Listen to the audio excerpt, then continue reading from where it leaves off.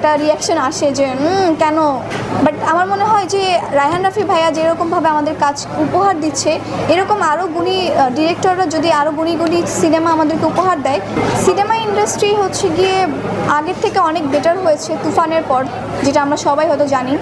তো I think এরকম ভালো ভালো সিনেমা যদি আমাদের ইন্ডাস্ট্রিতে আরও আসে, আমাদের ইন্ডাস্ট্রি আরও ভালো পর্যায়ে যাবে। তখন সবারই এখন মিডিয়া বাংলাদেশ ইন্ডাস্ট্রি মানে বাংলাদেশ সিনেমা ইন্ডাস্ট্রি নিয়ে সবারই একটা কেমন যেন একটু মুখ ভেঙচি টাইপের একটা রিয়াকশন আসে যে কেন, বাট আমার মনে হয় যে রায়হান রাফি ভাইয়া যেরকমভাবে আমাদের কাজ উপহার দিচ্ছে, এরকম আরও গুণী ডিরেক্টররা যদি আরও গুণী গুণী সিনেমা আমাদেরকে উপহার দেয়, তাহলে আমাদের বাংলাদেশ ইন্ডাস্ট্রি আরও অনেক দূরে চলে যাবে।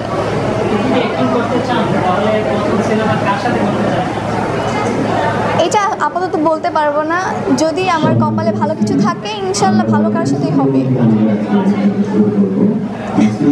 আমি আসলে সিনেমা নিয়ে ভাবছি না, আমি আসলে নাটক নিয়ে ভাবছি।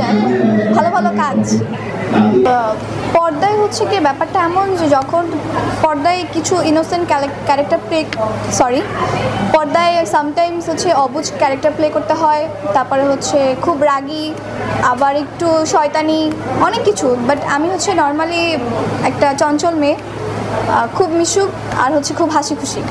বিভিন্ন ব্র্যান্ড প্রমোশন, দেন আমার বিভিন্ন ফিকশন আসতেছে, অনেকের সাথে কাজ করার হচ্ছে গিয়ে আপনার হচ্ছে শিডিউল চলতেছে বা হচ্ছে কথাবার্তা হচ্ছে, এগুলো। তবে যতটুকু পেয়েছি এটা আমার জন্য অনেক বড় কিছু। আমি চাই যে আমাদের ইন্ডাস্ট্রিতে যারা গুণী